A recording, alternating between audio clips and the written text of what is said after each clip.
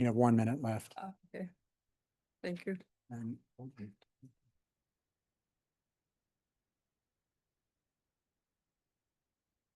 Can I start? Okay. Today I'll present. You can put it on somewhere. Okay. Yeah. Yeah. Thank you very much. Wonderful. Today I will present EasyDock. Okay, molecular docking provides a rapid estimate of how small molecules may interact with proteins. While imperfect, it remains one of the most widely used tools with constant improvement in scoring function and algorithm. Still, real workflow involve multiple steps: protein and ligand preparation, program-specific processing, and systematic analysis of outputs. With ever-growing virtual libraries, running these steps manually becomes impractical. Moreover, modern generative approach requires docking models that are both efficient and easy to integrate. To address this, we developed EasyDock, a fully automated, user-friendly pipeline for large-scale docking with different programs. At the time of start of development, no free and convenient solutions existed, and now even today available pipelines lack features which we consider important, such as extensibility, distributed execution, and seamless integration with other programs. EasyDock accepted SMILES and SDF files along with a prepared protein structure and user settings. The whole pipeline is split on two major parts: ligand preparation and docking. EasyDock automatically performs ligand preparation, including enumeration of stereoisomers and salt stripping using RDKit and partenation. Docking is run through a unified wrapper, which additionally takes a program settings, especially program settings. Output are stored in SQL databases, including poses, docking scores, and prepared SMILES or SDF files. Docking can be executed locally or distributed across several servers using Dask.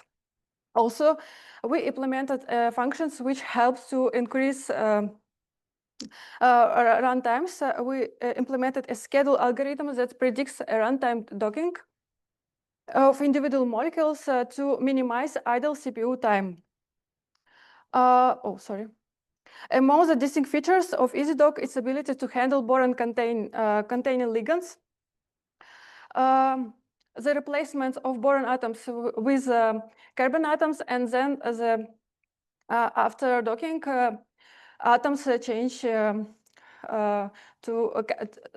from boron to from carbon atoms to boron. Validation of this approach show us the comparable accuracy with the previous result for other ligands using Vina and Gnina.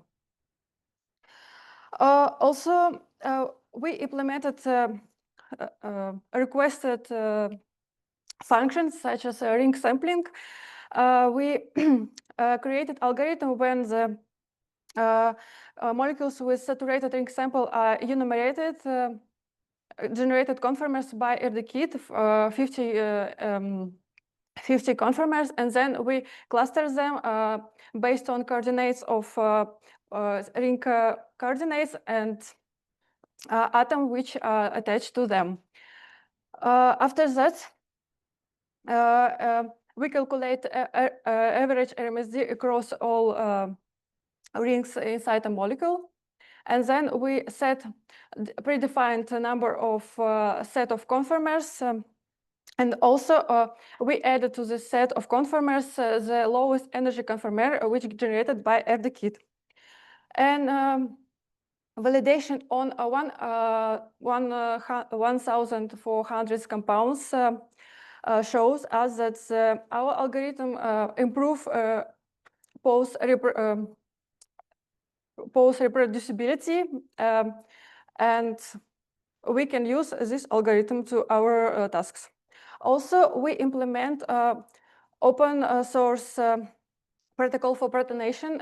We research a different type of available protonation protocols, and we choose MolGPK, and we compared predicts Chemoxone against MolGPK. Of course, we found a lot of discrepancies, and then we created handcrafted rules to fix these molecules. And but of course, discrepancies remains. But despite on that, we update EasyDock with MolGPK to make EasyDock a fully open source workflow for docking, large scale for docking. This EasyDock will be presented on Monday during CREM tutorial. I'm inviting you to ask me if you're interested. Thank you for your attention.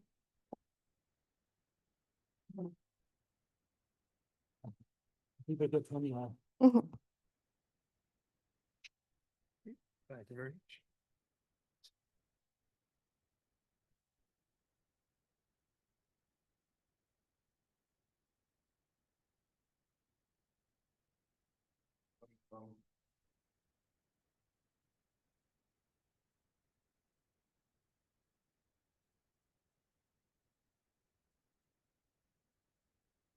My phone will make a noise at 30 seconds. Great.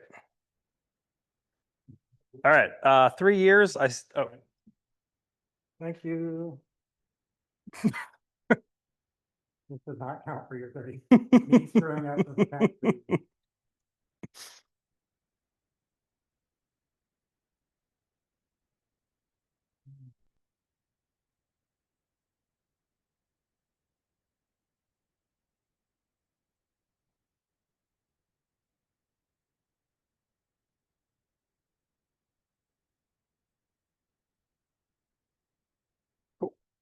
Okay, 3 years, I stood in front of this group and waved my hands about Schrodinger's need to take the desktop sketcher, put it into the web, put it as part of our live design product, made a bunch of promises. This is meant to make good on some of those promises, this talk.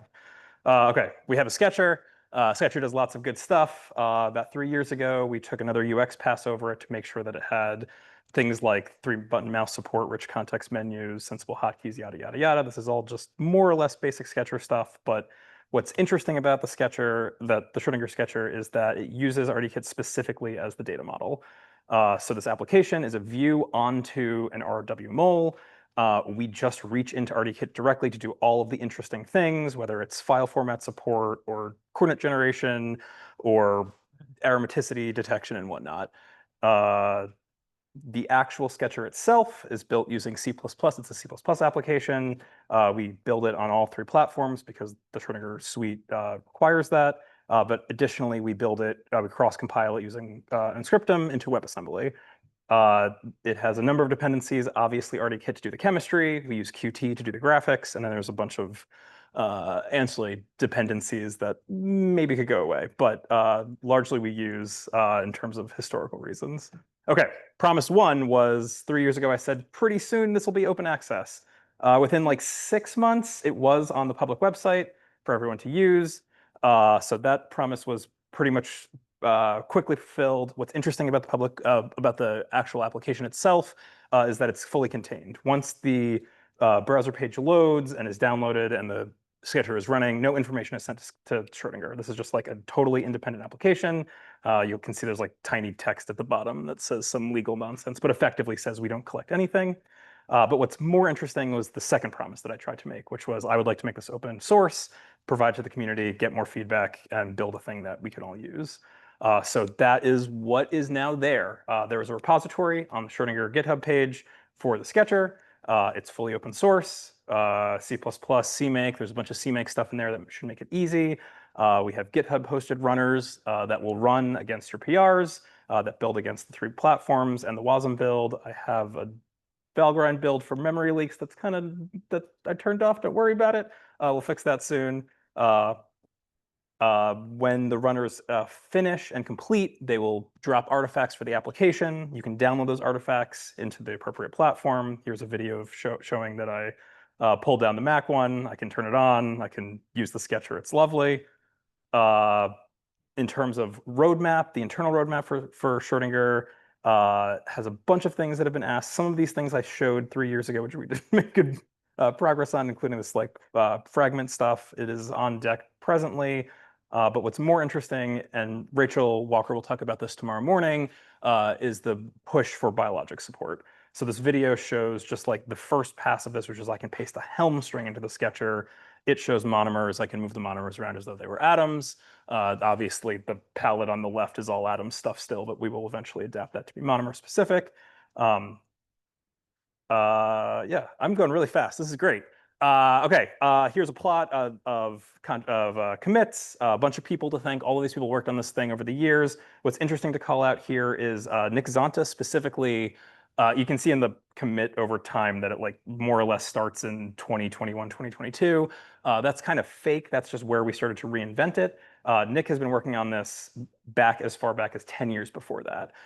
So Nick breathed life into this, which is why he's got a lot of commits. But generally, it's become a group effort instead of one person developing this kind of thing on the side in the suite. It is now used broadly across the entire Schrödinger suite. It's open source. We would gladly appreciate any issues, bug reports, use the GitHub issue tracker. GitHub discussion is enabled on the repository, so we can talk about stuff. Feel free to contribute. Here are links. That's all I got. Great. Cool.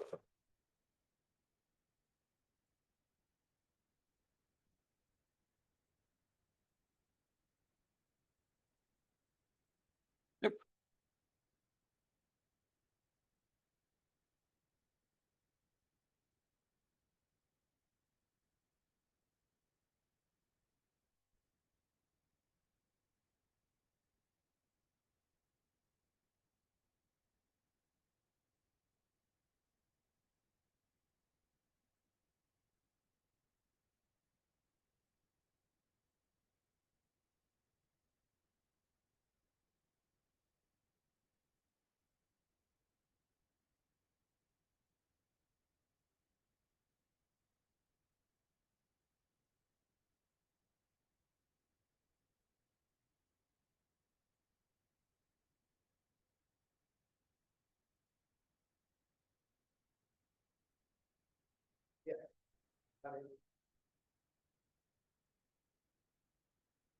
We good? Very good. And if you stand here, it'll be the more, so it's using that microphone. That one? For them. Right. Okay. Everyone hear me?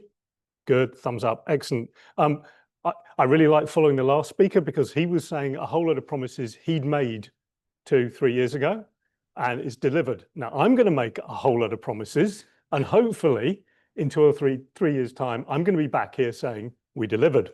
No. 1 year. 1 year. I have to deliver in a year. Okay. I can push that. I'm not doing most of the work. No problem.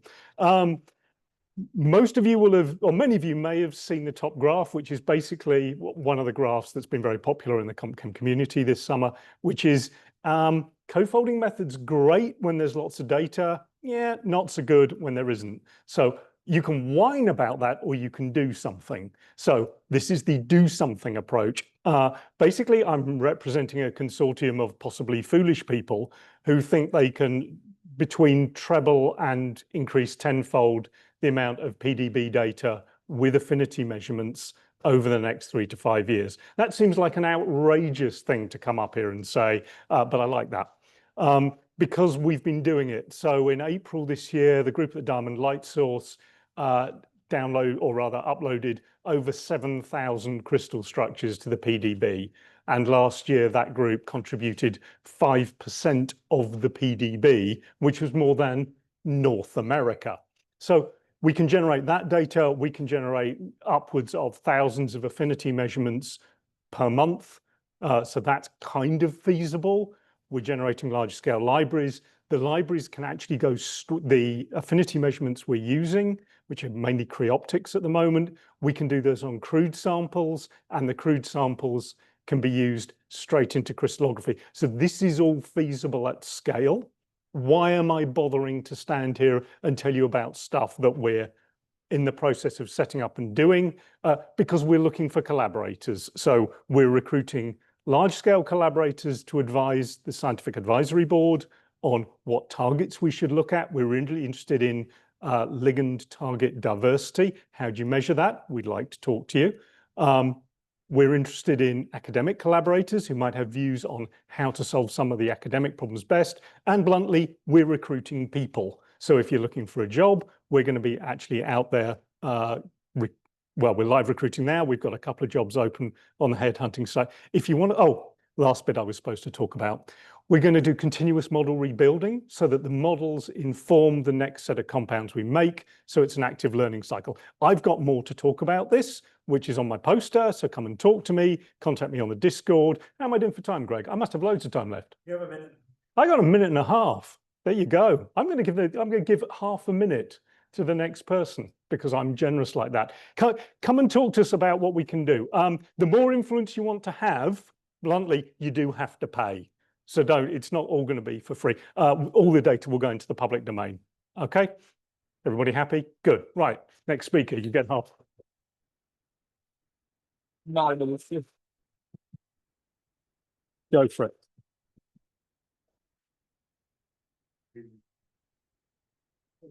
Don't slack off now. You know. You said you're not going to work anyway.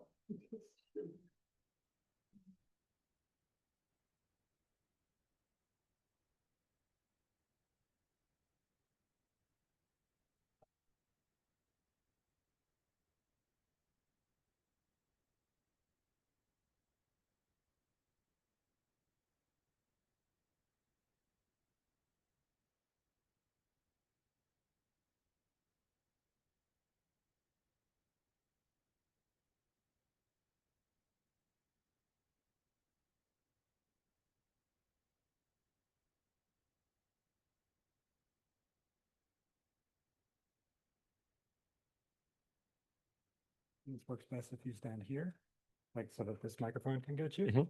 And my phone will make a noise when you have 30 seconds. left. Okay, marvelous. So today I'm talking about a way or a possible way to transform the data stacks in the patents, in the pharmaceutical company patent, into something that you can actually use. So.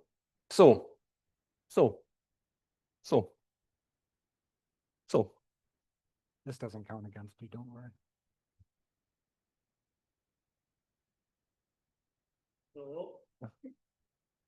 It's stacked. Yeah, this is the problem I was having before. When you go in the screen sharing mode, it's not actually allowing you to access the pointer anymore.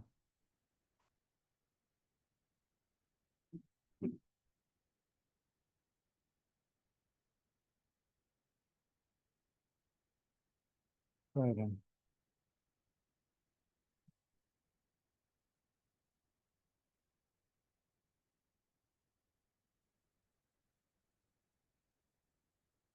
That works. It's fine. That works. Now the last, this is what's going to break it. Big shit. Let's just try this. No, I'm gonna do that.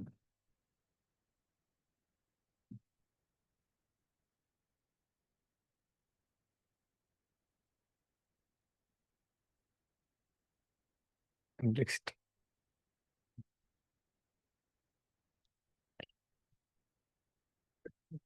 We need a soundtrack that can play so you guys can be in a session while we clap around like this.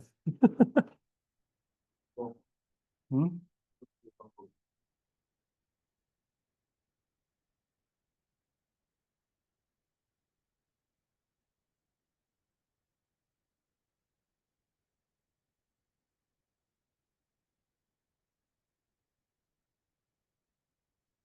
One more thing.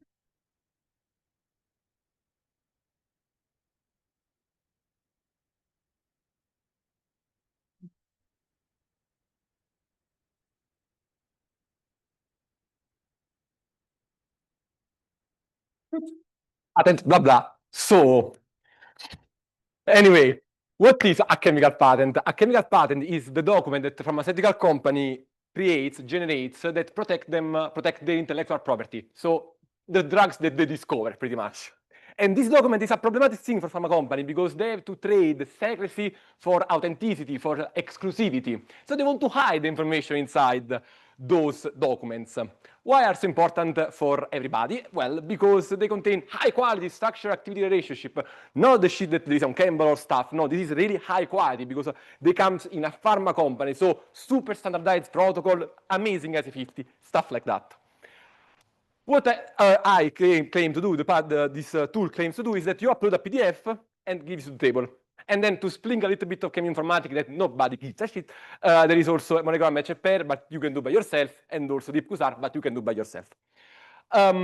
So patents are complicated. They are structurally heterogeneous. You see, there are different structures here that you cannot really standardize. And then you have even different, let's say, governmental agency, EU, China, Korea, and stuff like that. So everything is super complicated on the structural point of view. Everything is super complicated on the activity point of view because it's hidden in the 800-page document, okay? So the structure and the activity table are hidden, purposely hidden, in order that you cannot find them purposely. So what's the solution? The solution is to use, of course, computer vision deep learning to find the structure in the wild decimer image segmentation that allows you to say where is the structure, and then image transformer that makes the smile. Then you need to combine an ID, because this structure is in the wild, but what is? Then you need to combine an ID in a way that I will not tell you, and then to make this ID somehow recognizable. Then you need to match this data with the table. For the table, there were many advances because Microsoft released a table transformer Tater, very good, that does the same thing of image segmentation, finds the table, and then Mistral AI, amazing, is able to convert this table into a CSV or whatever. There is a trick, because of course I didn't tell you absolutely nothing. And the trick is that the user needs to tell the software where are the things. This is not fully automatic. I don't care to make it fully automatic. I just want to grab the structure that are in the patents. If even I can grab 300, 400 structure for a single target, high quality, it can take me also 1 day to use this software. It's still worth it. So you're going to give to the software stuff like where are the structures, so the example that are written in the patent, from where they start, from how they close, the activity table in which there are the say, which one are the columns that I care of, which is the say, what is the unit, micromolar, nanomolar, and so on. And if you combine multiple multiple patents, so you want to mine multiple patents, and there is the opportunity, then you need to tell me which specific essay combined with which specific other essay to make meaningful QSAR, otherwise it doesn't make any sense. So you need to tell me, or better, you need to tell to the code. So the results are quite decent, I would say. It's also decently fast, and it's just a table. You can do whatever you want. And by the way, pharma companies have this thing that they still work on medicinal chemists, so they are, many of them, in matched pairs. So this means that they're extremely nice because one method changes usually the activity, and you know why. So validation, you need validation, of course, and the only way to validate that I could imagine is to ask to SciFinder or Reaxys to say, hey, I got this, can you check? I've tried to ask for the API, and they said, no, give me the data. Makes sense. Call to action, who wants to join doing that? Because I'm alone, I cannot do by myself, and I have the idea to make it totally open source without any kind of other thing, because of course the aim is to spoil the pharma company that is half of you. Nice. Thanks for the attention. I didn't know that.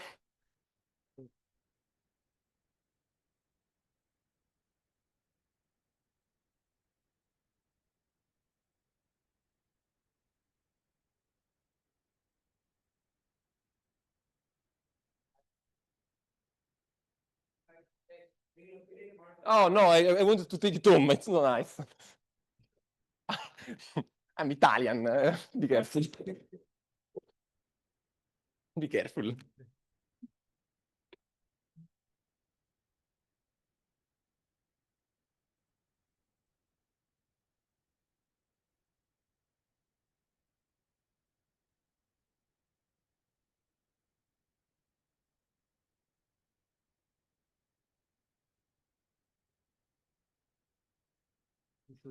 Yeah. What the hell is going on?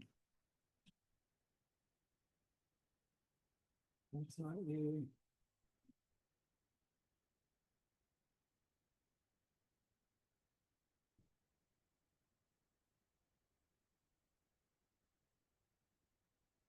Have you ever seen PowerPoint do this? This is very special. Maybe try to process. Yeah. Yeah. I also have a PF if necessary. No, it's Okay. okay. We got it. I'm confident.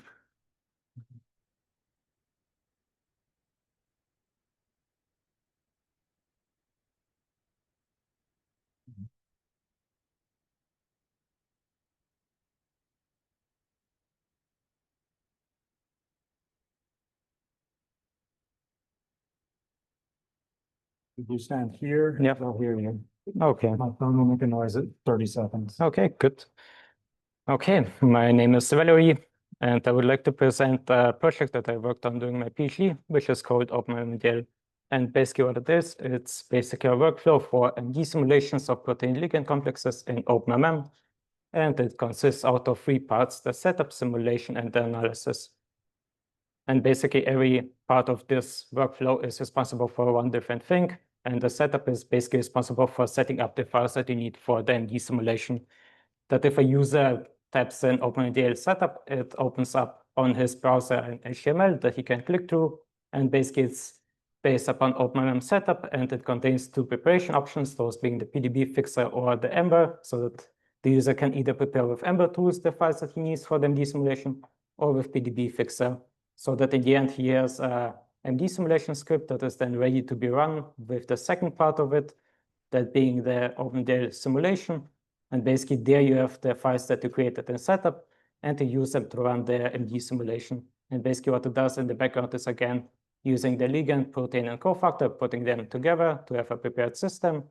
Then it builds a complex with open force field, and it runs MD simulation. After the MD simulation is run, it uses post-processing. For this, it uses MD trajectory, MD trash, and MD analysis, so that we in the end have MD simulation, trajectory, and topology that is basically ready to be used for the final part of the workflow, which is analysis, and which is then the main part for this talk, because it has different functionalities, those being the stable water clustering, the interaction analysis, and the binding mode generation. And the one that I would like to focus right now on is the binding mode generation, because what it does is it uses flip to calculate protein ligand interactions and to have then the different interactions and create binding modes. And binding modes are the combination of the interactions between the protein and the ligand for the certain frames, so that in the end you would have the binding modes, as you can see right down below, that basically show how often the combination of interactions appear in your simulation. Here's how Blip looks like. It's a web server and a Python package, and this is the one that is currently used for the protein ligand calculations. And the one that I'm currently implementing right now is Prolif. Here's the QR code for the GitHub repository. And the reason why I used Blip in the first implementation was because it was lacking water bridge interactions. Now it's implemented. And the second thing is that, as you can see on the right lower part, this is how the visualization there looks like. As you can see, it's not perfect. This is why in Prolif, it's a package that is connected with MD analysis. And MD analysis is a part of Google Summer of Code. And basically what it does is it allows students to contribute to open source packages. And there were 2 projects that I was mentoring this year. The first one was then the hydrogen bond interactions for implicit hydrogens. And the second one was to improve then the Prolif visualization. This is how it looks like right now. And basically on my poster that I have, you will see how it looks now in the better version that we have now. Here for the final slide, first of all, thank you. And for the end, here you see the QR code for OpenMMDL, a photo of a dog, and the QR code for Prolif. If you have any questions about the QR codes or the dog, you can come to me and I can answer them. Thank you very much.